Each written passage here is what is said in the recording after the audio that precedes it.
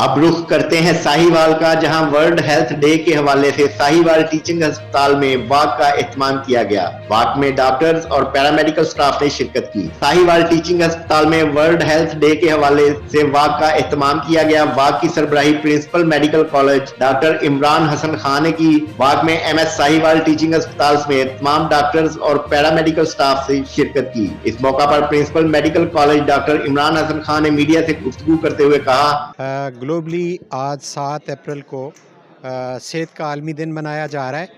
Basically عالمی ادارہ صحت کا پروگرام یہ ہے کہ صحت کی سہولیات کو اویل کرنا ہر شخص کا بنیادی حق ہے۔ اس کے لیے گورنمنٹ کی سطح پہ ہمارے مراکز صحت state of the art hospitals ہیں، جہاں پہ جو بھی شخص بیمار ہوتا ہے وہ رجوع کر سکتا ہے۔ ایم ایس ساہیوال ٹیچنگ ہسپتال ڈاکٹر مشتاق احمد سپرا نے ورلڈ ہیلتھ ڈے کے حوالے سے گفتگو کرتے ہوئے کہا، ورلڈ ہیلتھ ڈے منانے کے لیے جو ورلڈ ہیلتھ آرگنائزیشن WHO کے زیر نگرانی ساری دنیا میں 7 اپریل کو منایا جاتا ہے۔